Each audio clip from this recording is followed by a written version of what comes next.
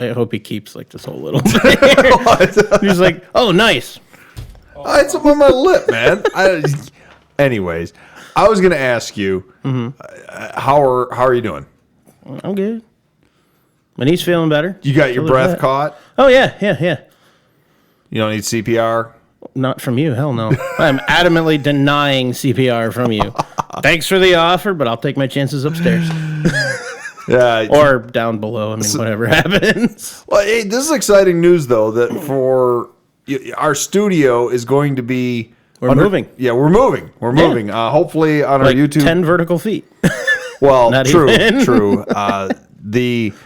We're going to be going to the basement here, but we're going to take and use a bunch of stuff we were able to salvage, and I think we're going to be able to make a pretty cool studio. I'm excited. Pretty quickly. I think within a couple of weeks we're going to have a working studio that is a little bit less than, say, a kitchen table here, which is technically, our intro says the Thin Line Off-Road Studio, but right here, my computer... From this kitchen table right here is literally where I operate 99% of Thin Line Off-Road, so we're not lying. I mean, this is the It's the office, not the studio, though. Okay, true. This is the Thin Line Off-Road office, but we record here, too, studio. But our studio is going to be upgraded. I mean, we're really kind of downgrading. We're going down 10 feet. Okay, all right. Fair enough. If we want to get technical here. Let's talk about some truck stuff today. Do we have to? Well, I mean, that's the name of the show, Wheelin'. So we got to talk about wheels. Okay, we can do that. Okay, fine.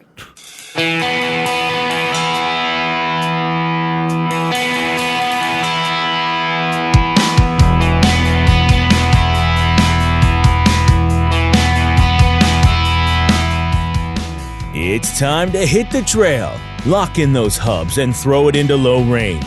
Because you are listening to Wheelin' with Keith and Johnny Orange, broadcasting from the Thin Line Off-Road Studio. They're here to talk about 4x4s, trucks, and everything to do with enjoying the great outdoors. Buckle up. Here's your hosts, Keith and Johnny Orange. So I got a question for you. Okay. Did you see the link I posted on 4x4 Talk? I finally found a Toyota that I'm 100% on board with getting. I saw it, but I'm trying to remember. Hang on. Oh, the 4BT swap. The diesel-powered Prius. Yeah, I like that. That was pretty good. I could probably not fit in it, but I would drive that. Oh, yeah. That would be sweet. Yeah, for sure. That was pretty cool. I mean, I would take full advantage of all those green parking spaces, too, and I'd roast it. I'd probably blow through more diesel in that thing just smoking out just because I could. I mean, it looked like an amazing build. Oh my God, that was incredible. Swap a Cummins diesel into a Prius. If you look at the one scene in there, or one part, they're moving the camera past the front. There is no dashboard whatsoever in that thing. No. I'd be all right with that. As long as I can get a radio, I'm okay. There you go. Yeah. Oh, that was pretty cool. Yeah. I thought you were going to tell me about I don't know if you've seen it. Somebody... It's a page, and I need to like the page or something on Facebook. Mm-hmm. It's something along the lines of inappropriate nose swaps, and so people Photoshop the wrong front end onto cars, and somebody did a classic '80 series Toyota Land Cruiser with a Prius front end on it. It's so horrible. But I mean, when you find that page, let me know. I'm curious to see that now. Yeah, exactly. I saw that and I was like, oh, it's so bad looking, so nice. Bad. Well, we're on episode 45 now. Indeed. Yeah, we were talking about what we were going to do for episode 45. Playing on numbers. Could you come up with anything that was big on for 45? I mean, I think it was the speed of records at some point in time. It was. I didn't even think about that. RPMs, yeah. Yeah. Well, hey, let's talk about that. Now, this isn't particularly an off-road thing, but it's a history thing. Have you ever seen a 45 player for a car? No. I know they exist. I've heard of them. I've never actually seen one in person, though. Okay, yeah, I've seen one at a car show before, and then somebody on one of the car pages I was on the other day posted pictures of two different styles that were available. Nice. And I guess one, like the needle was spring-loaded, and it would just gouge the heck out of your records. Oh, I believe it. Some people said even if you hit a big bump, it would put the needle through the record. I still, and I'll find a way to do it if I can. It would have to be I'll say, quote-unquote, Jeep conglomerate branded player. Okay. But I want to put an 8-track player in the Commando. Oh, yeah, why not? That would be cool. I had one in my 56 Chevy. Nice. And back when, in the 90s when everybody was into car audio, I went kind of the nerdy side of it. And I had taken and put a CD player. I was one of the first kids in our high school to have a CD player. I put a CD player in my 56 Chevy. Then I took and I had a converter that plugged in. I don't remember exactly how it did it, but it was a tape deck converter. So if you opened the glove box, dude, I also had a tape deck player in there and an 8-track player. That is awesome. So you could play CDs, tapes, and 8-tracks. I want that. Never mind. I want that. You want that? I want 8-track and tapes and AM, FM. There you go. I don't even remember the radio in it's AM, FM. It might only be AM. I can't remember. There's some company, I never got the name of it. It's just one of those, somebody told me about this company at one point in time. They'll take the old AM radios, they can change the guts out, so everything, it'll mount the same, install the same, run the same, but it's AM and FM. Oh, yeah, no. In fact, there's a bunch of antique car places that do that, and then what they do is I didn't know this was that big of a thing. Yeah. They'll put the modern guts in it, so they get rid of the tubes and everything, and then some of them, there's some that are so popular that they just make the radios all new, but they look like the old ones. That's cool. But some of them, for the ones where they will reconvert them for you, they'll take and they'll etch in the back of the glass, so it's almost like ghosted the FM stations. Nice. So when you're looking at it in real glance, it just looks like the AM stations. Yeah. But then you go and you go to dial it. That's cool. Yeah, it's pretty neat. There's a lot of cool technology they can do with I that. definitely want to do something with that type of, I don't want to use the word retro look to it, but with that old school look like that. Did you see that? I think I shared it on maybe 4x4 Talk or something. Did you see the 51, 52 Chevy that the people were overlanding in? Pickup truck? I don't remember. Had the camper in the back of it. It's exactly like Vaguely. what I would love to do with my 53 pickup. And that has a radio that is curved on the dashboard. It's got a weird one, and they're like $500 for. They're not cheap, but I would love to, because mine's got the factory radio delete plate in there, but I'd like to have a radio in it. So to get one of those someday. That'd be cool. I mean, obviously, right now, most of my listening. In fact, the radio doesn't even work in Project Excursion anymore. It hasn't worked it worked once yesterday for 2 hours. Nice. But so I just listen to earbuds, through the podcasts I listen to, and then occasionally music and other shows I listen to. I'm happy on the note of functioning radios. My radio completely works again, better than it did before in Pegasus. Nice. And as of today marks 3 days on the road of driving it without issues so far. Yeah. Whatever else I can cross. Knock on wood there. Knock on wood. Yeah, I've experienced it a couple times. It's a weird little squeal. It sounds like a belt squeal. Okay. Can't figure out what it is. Well, it's happened and it goes away. I think I got thinking about that. I think I know what that is. Well, you said that the one time when you took it out, there was some walnuts or something jammed in the top. Yeah, I found it was next to the starter. I didn't know if it came out of the bell housing or not. The squeal's probably the squirrel that's stuck in there. Oh, it's possible. Yeah. I mean, maybe. Oh, No, the other day I heard it 3 times on the way home from my buddy's house. Once yesterday and once today. gotcha. So it's not completely gone. It's getting quieter, whatever it is. Oh, okay. I think it's just something breaking in or wearing in a little bit. Yeah. I don't know. I checked all the oil levels on everything. The belts are tight. So I have no idea what it is. But it's running good, shifting good, stays in gear. No I'm still grinding, nervous no... when I'm shifting it that I'm going to hear that noise, but I'm getting less and less nervous, every time I'm driving it. It is amazing sometimes when you put something or you do a major change to your rig or your vehicle and how different it rides, drives. Oh my God, I've got a stock clutch in it now. Yeah. Technically used, but I don't even think the thing had 10 miles on it. Okay. It was out of that one that you went with me to get down by, I don't even remember where that was, like Wyandotte or whatever. Okay. And I threw that in. It was the best one I had. and it's like a completely different Jeep. Yeah. I mean, I swear it's driving better with that. Oh, it could be. Could be. I full well believe it. You know, I'm wondering how much performance loss I actually had running that performance clutch. And I'm wondering, too, if maybe that wasn't a little more worn out than I thought. That's always a possibility. Is this, I mean, it's driving way better. Yeah. And I can't explain it. I'm glad to hear it. I'm not complaining. It's awesome. glad to hear she's on the road. Yeah, I am too. The only issue I did run into when I was putting the cable back on for the transfer case shifter, I've got to readjust it. Something shifted just enough when I, disassembly, reassembly. I've got to readjust it. So I thought that might be where the noise was coming from, so I just disconnected it for now. Just a little quick link. So everything's there. I mean, if I had to get 4x4, I'd just have to, do it manually. Yeah. Which not that big a deal. If I have to, I have to. Yeah, exactly. But it's running, it's driving, it's stopping. My radio works, the heat works. Congratulations. Thank you. She hates the cold with a passion. That motor just worn out. I need to adjust the valves. That's probably the biggest thing. I don't know. So? I have no idea when they were last done. Okay. I've driven it over the service interval to do them. That is adjustable valves. Yes. Ew. Supposed to do them like every 15,000 miles, I think, Yeah. for the FSM.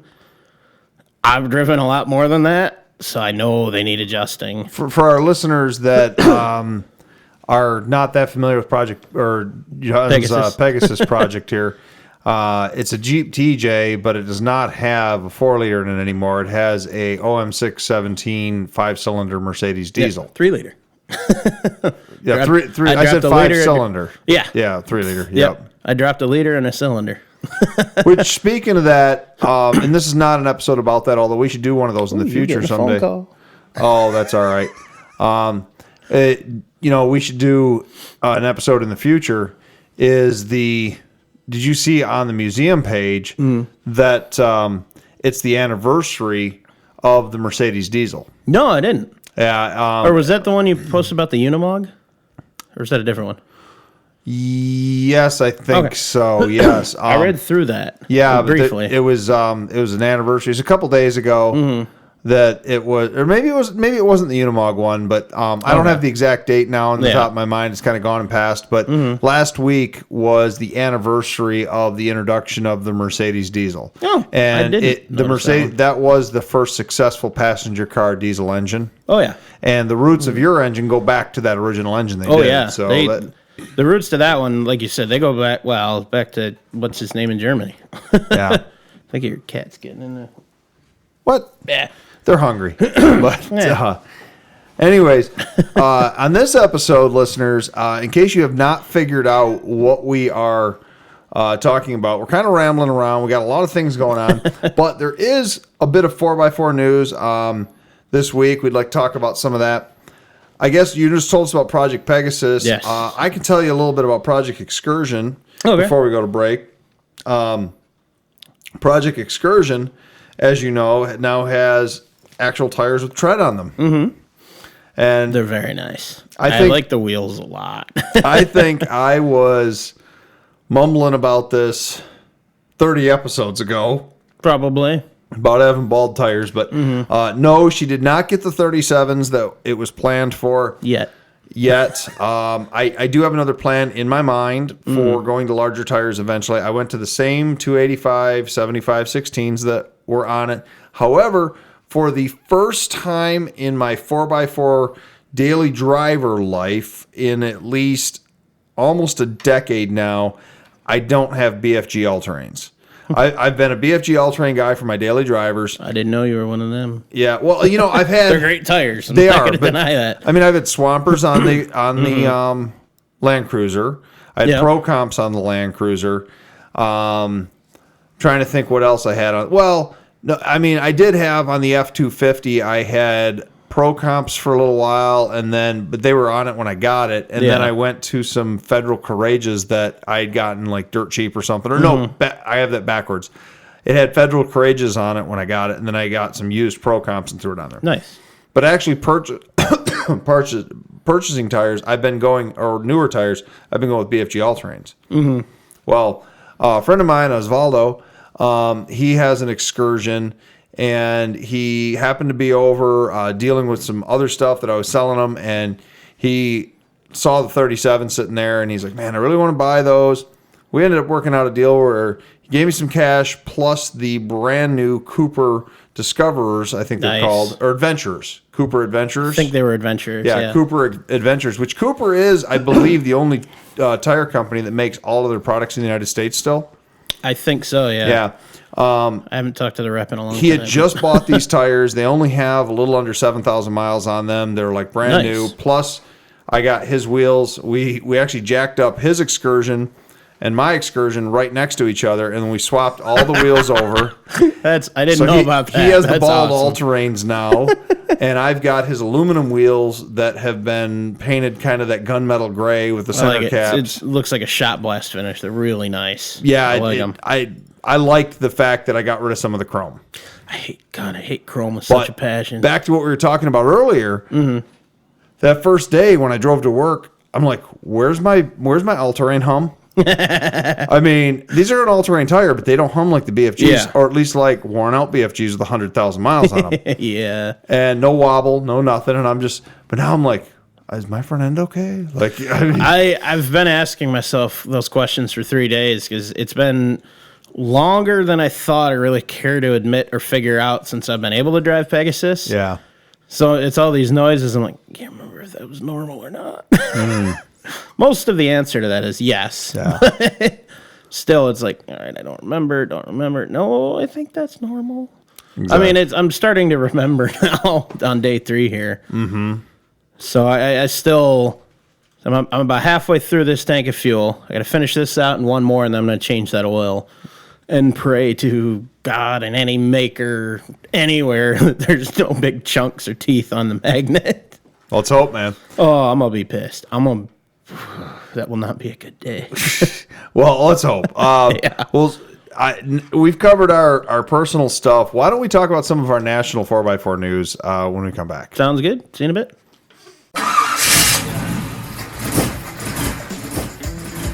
Hey, it sounds like it's time to swap out that old engine for something better, John. Yeah, man, but I have so much into my trans and transfer case set up already. I don't want to change those too.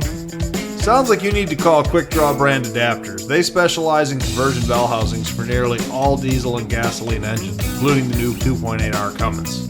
You know, I like weird engines. I want something different. Then you definitely need to visit QuickDrawBrand.com today. They have those hard-to-find parts. They also have used diesel engines available. You can call them at 513-446-9654. Cool, I'll do that. See what they have. Thanks. So I gotta say, John, that was the most politics we've ever covered on a break. Yeah. I mean, I didn't know anything about that particular individual, and now I know more than I care to. What? I thought we were making a political joke here.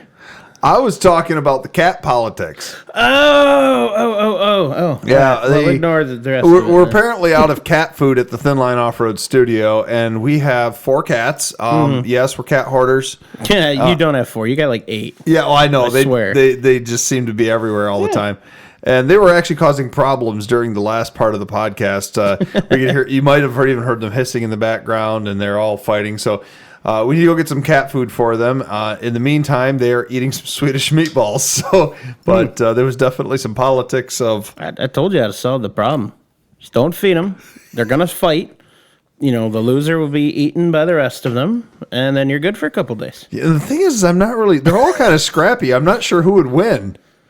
That cross-eyed one. The cross-eyed one? Crazy color cross-eyed cat. The Siamese? Yeah. She'd win? You ever see those things? She's the most docile of them all, though. That's what they want you to think. Oh, that's Weren't we discussing this last night? Okay. The feral cat domesticated thing. True. Yeah, they're not domesticated. They just live. No. They choose to live with us. Yeah. That's all it is. Yeah, they allow us to live with them. You mean? Mm-hmm. All right. Enough talk about cats.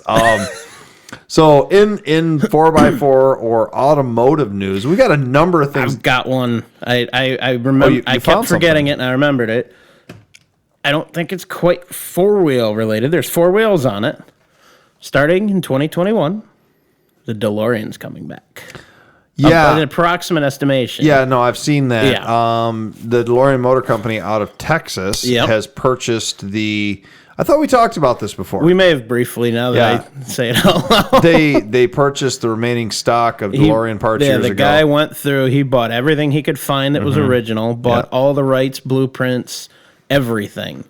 I think from what I read, it said that he has enough parts to completely build about 700 cars with 95% original new old stock. I believe it. And the rest of it would have to be fabricated, made. But the article I read said they figured that initial release is going to be around 400 vehicles. It's the same but updated. And then they're looking at an initial purchase cost of around $100,000. Well, considering right now the current price of either a restored or a very well maintained DeLorean is up around that 50 range. Oh, yeah. I can see it. Yeah. The problem with a lot of DeLoreans is, so they made a little over 8,000 of them. So they're not that rare. Yeah. But a lot of people, when they were selling them for about half price of new, purchased them, and garage kept them thinking that they were going to be worth a fortune in the future. Yeah. And they really, they appreciated quite a bit over the purchase price, but they're not. What gave the credit to them anyways was Back to the Future. Yeah, they were almost had it not been unknown. for that, they'd probably be nothing. People be thinking of like a Fiero or something. Yeah. Yeah. Well, just look at for the museums. Yesterday we had the history of the release. Or it was I guess it would be 11 years since the release of the H3T Hummer truck, and they didn't even make 3,000 of those. Really? Yeah. And people are thinking that those are going to be a collector item in the future, but please God no. I don't like them. Think about those it. They made H2s. They made less of those than they made DeLoreans. So. Huh? Maybe in the future. So we'll see, but something like a Mad Max movie or something. Well, keeping on that GM news section there. Did you read that GM is killing off Holden? I did not. Do you know what Holden is? No. Someone was supposed to send me a reminder to read about that. God. Okay, so Holden is. It's a very old, and we could do a Holden episode someday, although they don't really have a ton of off-road history. They did a little bit, but Holden Holdings, I think is what they were called, which is kind of weird. Started 1847, and I don't know what they made prior to getting into the automobile business, Carriages. But possibly, but they were Australia, New Zealand. Okay. And so... And then they would export to the Philippines and Thailand and all up and down and things like that. Every place is kind of close out that way. Well, Holden was making their own cars, and then at some point, and I don't know the full history of it, GM came in and purchased Holden and continued to keep them as a brand over there, specifically, for that market. There was a little bit of crossover where Holden produced what became the last generation Pontiac GTO for the U.S. market. Okay, that's actually a Holden vehicle that's been rebadged. Nice. GM also. I'm trying to think of another. The last generation of the Chevy Caprice, which was law enforcement only, which I think ran up to 2012 or 13, was a Holden vehicle that was brought over here. So Holden has a lot of history with muscle cars, and they build the Holden Monero, which is like a El Camino type vehicle, went all the way through. Well, Holden, GM just decided, as GM has been doing for the last 20 years, just to axe the brand entirely. They'd been taking a lot of their products, such as the Trailblazer and other vehicles, and rebranding them as Holdens for over there. And there has not been a lot of products that Holden made that was specifically their own vehicle anymore. It was just a lot of rebranded crap. Yeah. And so, unfortunately, the name is even going away now. So that's a bummer. Yeah, it's just a lot of history there. When a car company's been in business for over 100 years, it's just sad. Yeah. But so that's from the GM side of things. Chrysler on the other end. And you know where I'm going with this. We discussed a few things. The Gladiator has been in the news a lot this last week. A lot. Now, I don't know. You want to start with kind of the funny, or do you want to start with the bad of it? Because we've got both. I have a different note on it. You have another note. It's not so much on the Gladiator. I don't think it was a Gladiator. Okay. The Bill Murray one. Okay. Was that a Gladiator? Yeah, that's a Gladiator. Yeah. I've only seen part of that commercial. I didn't watch any of the commercials from that day. Well, that was part of what I was going to talk about too. Okay. But go ahead. Yeah. It's for sale in Carroll, Michigan. The one from the commercial. Yeah. And my dad was actually telling me about that before we discussed it. Yeah. Apparently, it was still full of fur from the groundhog. Yeah, that groundhog. I almost said Woodchuck the beaver. groundhog. Yeah. Yeah. Yeah, they're asking $54,000 for it. It is a Rubicon Gladiator, bright red Rubicon Gladiator. They used two for the commercial. The one that's in Caro is the one that had all of the interior driving scenes that did have the groundhog in it. Nice. The other one did not have the groundhog in it. I didn't know there were two. Yeah. Nice. I read the article on it. And Nice. so it's for sale in Carroll, Michigan. Because now it's technically a used vehicle for approximately like $10,000 under MSRP. Yeah. It was one thing I remember, or my dad said they were saying about it, is that they're not doing it to make a profit. No. Like, they're not bumping it up because of that. They're just selling it as that. They're selling it as a used truck. Yeah, I'm not going to lie. That's kind of cool. It is. I'd love to have it in the museum. That would be sweet. But I'm going to drive that if we get that thing. I mean, it'd be a really neat vehicle to have there. Oh, yeah. But, maybe that kind of rolls into... Although, before we even go to that, they even said they've had people come by just to take pictures with it. I believe it's become a kind of a celebrity thing. Yeah. And the reason that it was in the commercial was when they went to go film the commercial, they couldn't find enough of those trucks they needed two that were identical. And so it was a last minute thing. It was essentially borrowed from the dealer lot. And nice. That's what happened. But, like we said, they're asking $54,000 for it. Reasonable. And that kind of goes into if that hasn't sold, I'd be surprised. True, but that kind of goes into the next part of the news. Yeah. Fiat Chrysler has announced that Gladiator sales have been dismal, or not necessarily dismal, but they have not been below expectations. Yeah, they projected sales on it, and I don't have the sales. I totally believe that. I don't have the sales numbers in front of me, but they're not selling like they thought they would sell. I totally believe it. I mean, it's a big price point for I hate to say it this way. Not even a half-ton truck. Toy truck. A toy truck, yeah. I hate to say it that way, but, you put that side by side to I don't think they're called K1500s anymore, but, 1500 series. Yeah, you put that next to a, base series Silverado. I mean, can it move stuff? Sure. As well as those? No. Yeah. It's a toy. It's... Well, yeah, I still want one. By comparison, the same manufacturer, the Ram Tradesman, which is the base model Dodge Ram, 1500 Ram Tradesman, MSRP $26,000. Really? The base model, like vinyl interior base model. It's the cheapest truck you can buy today. I didn't know that, actually. A couple of options. It gets up to about that 30-31 range. Yeah. You're still, you're just a little over half price of the Gladiator. I never realized it was that big of a difference. I've never priced out a new vehicle myself. Well, that's what people are saying. And then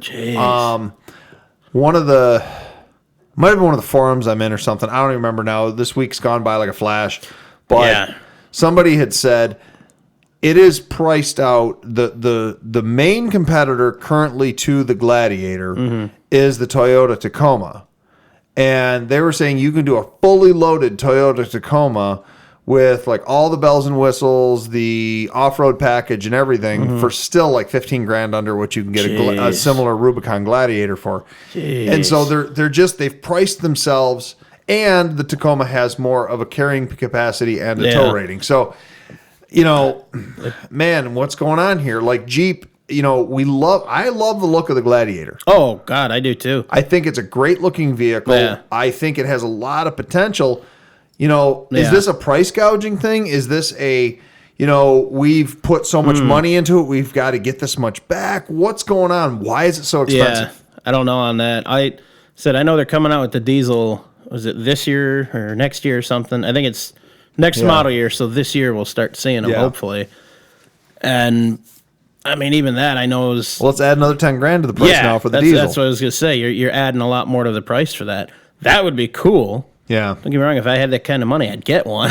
and I believe an announcement I read is that the diesel will not be available with a manual. Yeah, and about that, You're not too happy about that? Well, no, that's a given. But if I were to be spending the kind of money for that, I'm going to spend the extra and make it happen. I don't care if I got to buy the parts from the dealer and install them myself. I'm getting me a manual trans diesel Gladiator. At some point in time, I'll buy it or I'll build it. I mean, I'd rather build it, but it'd be a lot easier and quicker to just buy it. Well, which honestly, that amazes me, being based off the Wrangler line, that they don't have a manual option in that. That blows me away. And maybe we can talk Chad over at Quick Draw into building some parts for that. Actually, you know what? I wonder if it's that 2.8 diesel. Well, pardon me. Right now, what he's doing is he's actually working on diesel swaps for the 2.8 GM diesel. They're similar architecture between them, but they're not the same engine. I didn't even know there was one.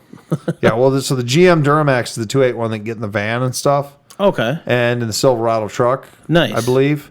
But he's working on some stuff for that. Nice. It's not a secret. He put it on his Instagram just a little while ago. So, but I don't know, man.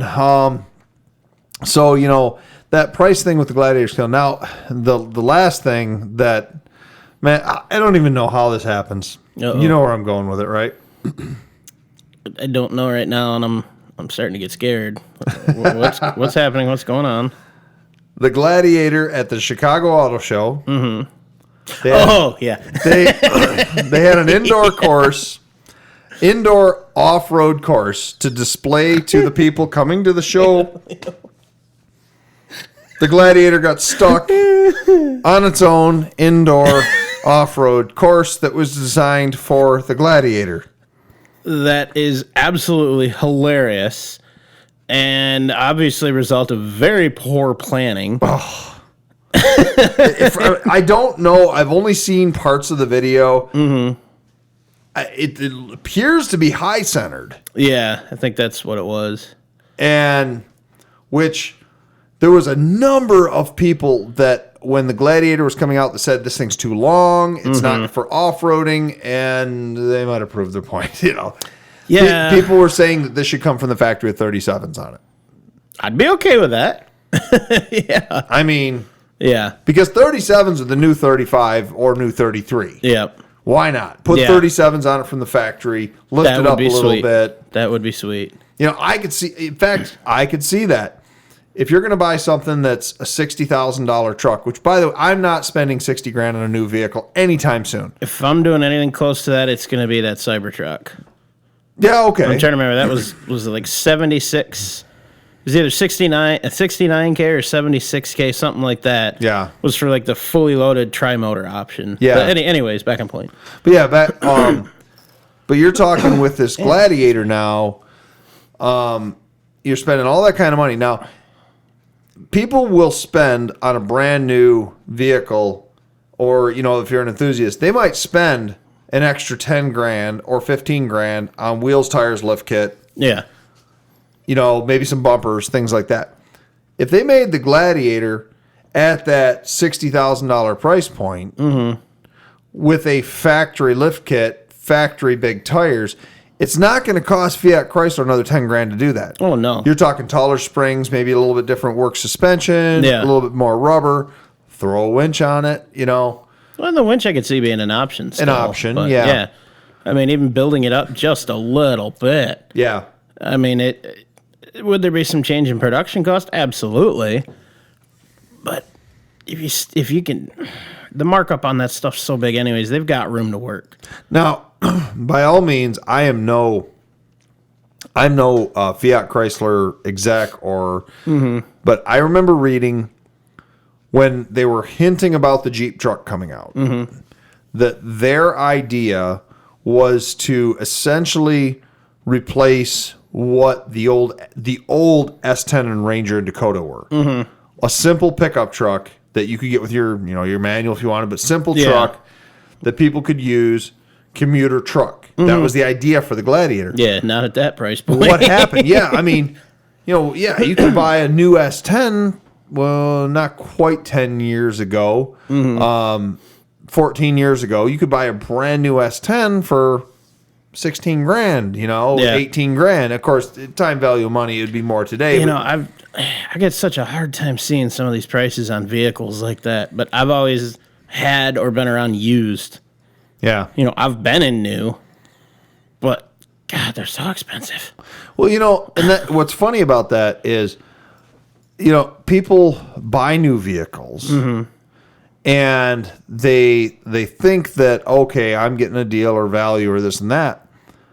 I listen to that Dave Ramsey guy a lot, mm-hmm. and he said something multiple times on his podcast about new vehicles, and it didn't really click with me, but I actually looked it up, and he was 100% correct. Mathematically, you should never consider buying a brand new vehicle unless you have $1 million in net worth. And the reason behind that is when you drive a brand new vehicle off of the lot, it mm-hmm. loses about a quarter of its value. Oh, yeah. So figure you buy a $40,000 vehicle. Mm-hmm. You're driving it off the lot, and you're losing $10,000. Mm-hmm. Like that. Boom. You've just lost $10,000. Yeah. For you to be able to justify losing $10,000 like that, mm-hmm. you have to be at that $1 million price point. Yeah, I believe it. And that doesn't mean you have to have $1 million in the bank. It just mm-hmm. means your net worth. You paid for a home, all these other things, all your investments together, mm-hmm. $1 million. Because at $1 million, a $10,000 loss is only 1%. Yeah. You can lose 1% of your income. But, if your net worth is only $200,000, losing $10,000. Yeah, significant. Yeah, that's 5% of your net worth. It mathematically doesn't. I'd never thought about that before, but yeah. So no offense to our automotive producers out there that listen to this podcast, but your stuff's too much, man. I'll say it. we need to bring back the base model, enjoyable vehicles. Yeah, yeah. MFM radio and a heater. Exactly. Maybe AC if you insist upon it. Yeah, there you go. I mean, I love my AC. Don't get me wrong. I miss it so much. But, it doesn't have to be all this fancy crap all the time. Oh, my God. Exactly. It's cool and all, but good Lord. I don't need in-dash screen. I don't want touch screen. I don't want navigation. Multiple zone climate control. I want buttons and dials. Yep, buttons, dials, and levers. That's perfect. Yep. That's perfect. Back to the Chicago Auto Show thing. They did. Before we get into that, how about we take a quick break here? Yeah, sure. Because we're being pointed at. I guess I'll deal with that angrily. So we'll do that, get some more refreshments, and be right back. Is your septic system ready for the spring rains and melting snow? Let the experts at ABC Home and Commercial Services inspect your tank and properly pump it. A little preventative maintenance goes a long way in avoiding a system failure. Call ABC Home and Commercial Services today at 810-794-5678 and they'll be on their way. A septic pump is as easy as ABC. ABC Home and Commercial Services, 810-794-5678. That's 810-794-5678. So before you so rudely cut me off there. I'm sorry, I thought we were at time. Nah, it's all right. All I was going to say is at least at the Chicago Auto Show, the Gladiator got rescued by another Jeep. They threw a tow strap on it with another Jeep. They kind of made like a Toyota or something. Oh, yeah. Or the guy from the Daewoo booth pulls over. The Kia. Those little smart cars or something. That would have been great. Oh, it really would have. It really would have. But, man. So we got a couple other things in the news. We do have a winner on your challenge on my tattoo. I still don't remember who suggested. I thought it was you who suggested that. It could be. But I don't remember. Mr. Steven Schulte, congratulations. You're going to be getting a thin line off-road. From what I understand, he messaged me, said 2XL. Going to try to get that out probably Saturday. Work's busy right now with a day job, but it'll be on the way. Yeah, it'll be on the way. We'll get that to you. I have been also thinking about Figuring out what we can do to get more people with the Wheelin' audience. I was thinking about maybe doing a daily trivia or something. I'm not sure. I haven't quite figured this one out So yet. I actually had a thought. You had a thought? I haven't talked to you or producer Andrew about this. I've talked to two other people. They both really like the idea. How much is this going to cost me? Nothing. Oh, me? Okay, No, I'm no. all ears. I am all ears. At most, I might need a little bit of time with the microphone. It's just something I'd be able to do after or before a show every week. Okay, I'll unscrew one. You can take it with you. What do you need the microphone for? So I've tossed up the idea. You've seen a lot of the cooking stuff that I've been doing and posting about lately. I've tossed up the idea of doing like a cooking with Johnny Orange thing. The problem is it's not going to be able to be video. It's going to have to be, like narrated pictures and steps kind of thing. Oh, I mean, I don't have someone else to hold the camera. I have no problem with that. I think that's great. It was a thought. I was going to see what everybody thinks. No, I encourage it. I encourage it. If you want to do... It'd be like, probably every other week or something like that. Okay. And it'd just be, something I'm cooking at home or something. I mean, you can do like a gimmick like over in Europe and stuff where they have like the ladies do the topless cooking shows or something. No, I don't want this to have to be on late night prime time. You're not going to be doing something like that? No. No, it'd be just something, at home. Okay. I mean, as you know, just about everything I do is with cast iron. That's something anybody can do anywhere. You can use it on any heat source. So kind of a multi-universal thing. I only support this if you bring in the food that you make and we get to eat it. It's possible. We could do some videos here at some point in time of it too, perhaps. Do I need to set up a kitchen for you or something? Or? No. I'd actually bring everything I need. Okay. I mean, I just need a counter and to use your stove, but oven would be about it. No, I'm down. It's just a thought. It's just something I've been snowballing for a while. Okay. And like I said, unfortunately, it would be like narrated pictures at first. Okay. And I mean, they'd move. It's not gonna be stagnant or anything like that.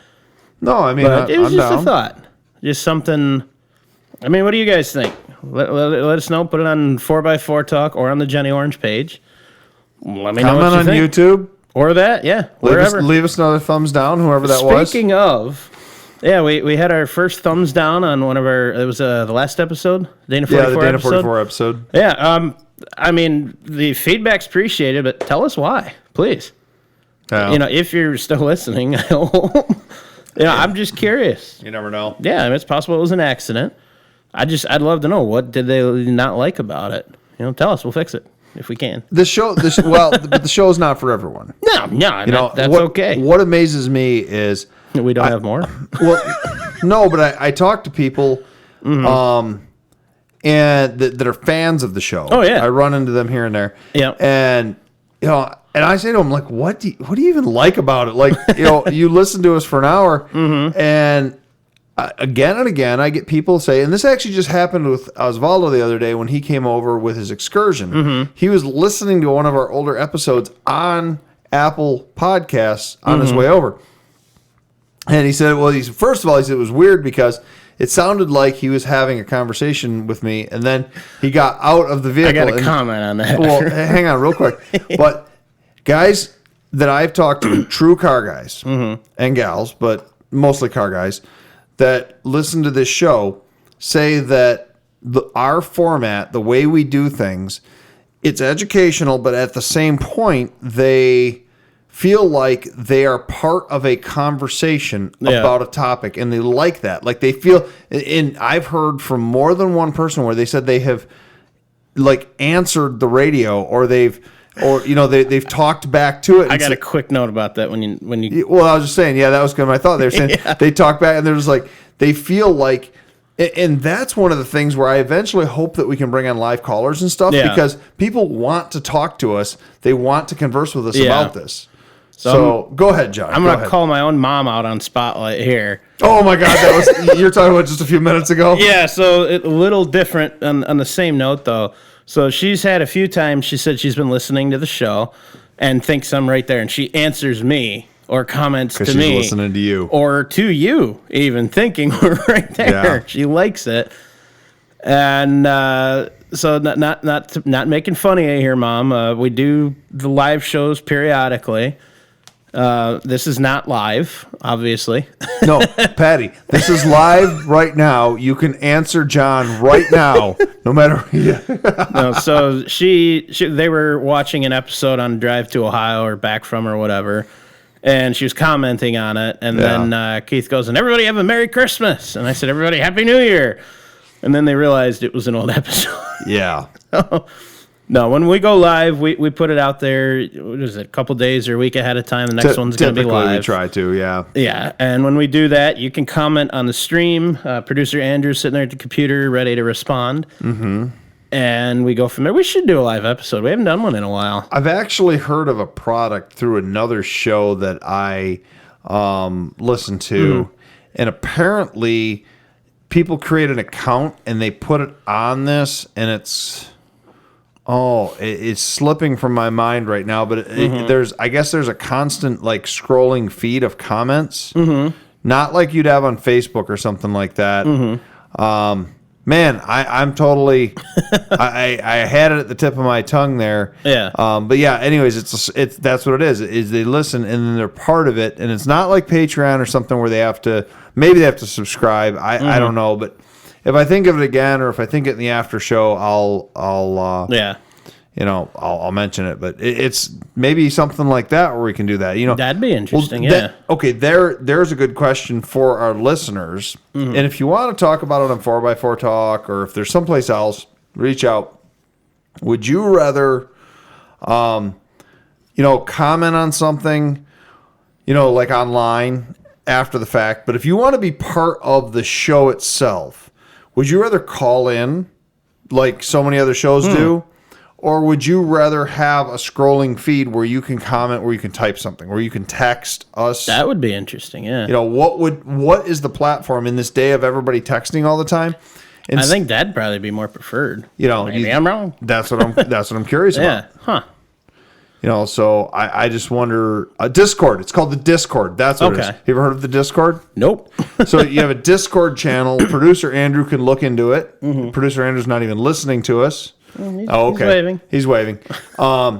It's called a Discord channel, and apparently people can interact live with the show as they're listening. I don't know how it works. I don't know if it's something that's going to add a lot more technology level to us, or another app at least, or what, you know. But and there you go. If you are a Wheelin' listener and you listen to other shows that have a Discord channel, I'm just going to throw one out there. What you think? There's a prank call show I like to listen to sometimes called The Snowplow Show. The guy's pretty funny. I mean, he gets a little raw sometime. Yeah.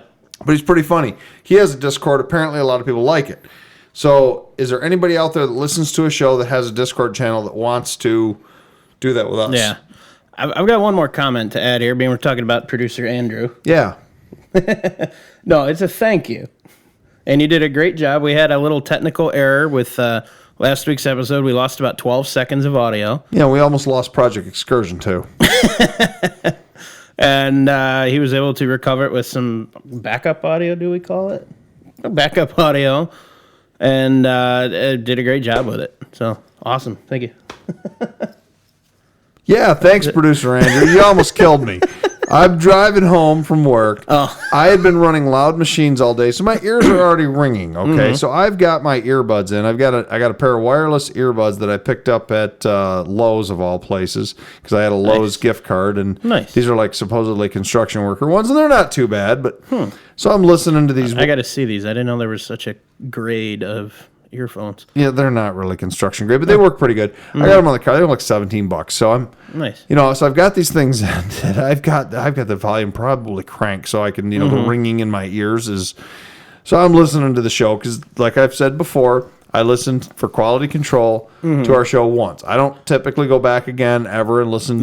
Once in a while, I'll be like, oh, what did we say back then? And I'll listen to it. But for the most part, every show as it releases, I listen to it for quality control. Boom. Yeah. I'm going home, and I knew he was having problems with the audio thing. He didn't warn me where it was. He didn't tell me how at the time he had done it. And it's not that the audio is bad, but it goes so differently. Yeah. I just about jumped out of my seat, and I think it happened. I was driving down Gratiot. I was just about to get 94, and I just about changed lanes. I mean, I was like, wow, what was that? Sorry, but that's funny. Yeah, I mean, so that's what I'm saying. Nice. I'm just really glad I didn't run over a pedestrian or whatever, but Nice. No, he did. You're right. He did a really good job saving it. And because what he had told me when we were talking on the phone about it was that because of where he lost the audio, and we don't know what happened. It's just like lost. Yeah. Where we lost the audio, he would have had to remove like 3 or 4 minutes of conversation to make it seem right. Jeez. So it was better to keep the conversation in there, pull the audio off of the camcorder for the YouTube, and bump up the volume level. And so it does sound quite different for like 12 seconds. I do like, though, on the YouTube channel, what he put in there. So trying to remember the exact wording right now. He says something like our audio's gone wheeling. Yeah, wheeling on a softer trail. Was it? Yeah, something wheeling like, on a softer trail for a few minutes. Something or a few like seconds. that. Yeah. That was awesome. It was interesting, but yeah. Always fun when working with electronics. Yeah, exactly. Yeah. Speaking of electronics, we are talking about for the show here now when we're going to be moving into our new studio. Do we go with lapel mics? Do we go with some sort of shotgun mic? We don't know yet. I don't know how many other podcasters listen to us, but if there's another podcaster out there that says, hey, I do this, and it works really good. Besides what we're doing, if you see us on YouTube, I forgot what brand these things are. Behringer or something? The mics? Yeah, AKG. the mics. The KG? AKG. AKG. Yeah. And the sound quality's great on them, but they're phenomenal. If there's mics. something else we need to change up and that'd be awesome. Let us know. And try, So. Yeah. Man, what else you got? This is been a lot of talk about the Gladiator not and much. some. I never thought we'd talk about radios this much. Yeah. Either. Speaking of your funny old radios, did you? I got a 19 something. Did you ever see that one I basement. sold? I don't know. I had brand new in the box a AM/FM 8-track radio that had a built-in CB.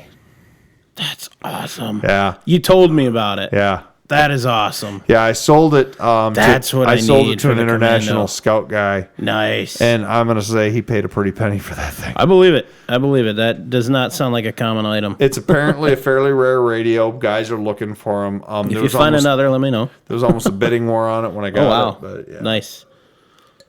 No, other than that, I'm excited. This weekend's forecast looking a little warm, so hoping to get out and get a little bit done on Project XJ at least. It's been longer than I care to admit since I've been able to work on it. So I got a few. It's all paint stuff that's holding me back right now.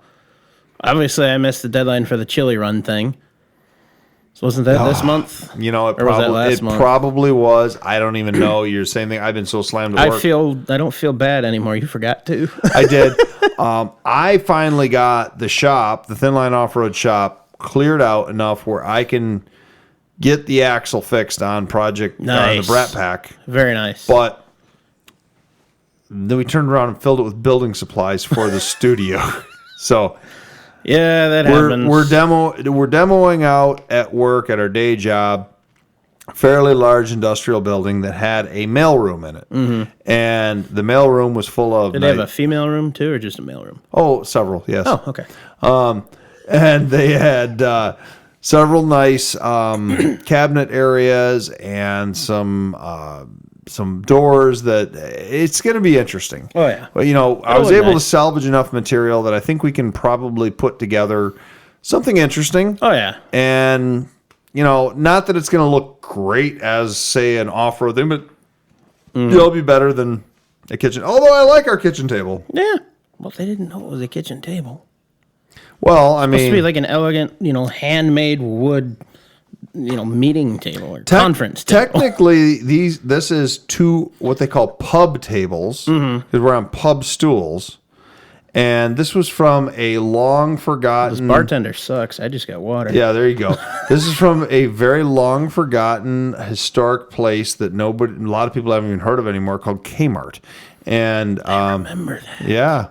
And they are held together. If you reach underneath, they are held together with woodworking clamps. Nice. Big old wood. I've been wondering why there's 2 sets of legs and it's one table. Yeah, because it's 2 pub tables held together with a set of woodworking clamps. Oh, so that's intentional then. Like Yes. you did it, it's not by design? This is one table, this is one table. Well, you couldn't line the stupid lines up before you clamped them, man? No, they apparently don't line up. Yeah, but The outside edge lines up, no, it doesn't. doesn't it? No, it's offset. Actually, even if you, that would make the alignment worse. Exactly, exactly, yeah. So, I mean, these, HO in China pub tables are probably not the highest of quality. And, I mean, I can rip on them and say it's Kmart quality because they're long gone, too. But Blue light special. yeah, it was, yeah. Well, that was, I had these in my old house years ago. Did you really? I did. remember this. My ex-wife really wanted, maybe I do. she wanted our tables to be the height of the counter that we had because the previous owner had a dining room table that was there and it looked really goofy because it was lower. So she's like, no, we need to have this the same height. And so she wanted these. We went to all these furniture places and nothing caught our eye. And we just happened to be a couple days later, we're at Kmart and we're walking through and we're like, seriously, they're like a blue light special, like $150 or something. So we bought Was them. this 2 houses ago? One. Okay, I was going to say, the 2 houses ago, I remember it was like one of those old white metal ceramic like tables. Yeah, that's at Foxfire Fixins now. Oh, nice. Yeah. Nice. Very cool. That's one of the things you sit down and eat at Foxfire Fixins Nice. restaurant. Well, fridge is down there too. I remember that. No, I Yeah. remember the table a lot. That was cool. Yeah. Wow. I am surrounded by my own personal history, and I'm not sure I like it. Well, yeah, I mean, I got nothing to say.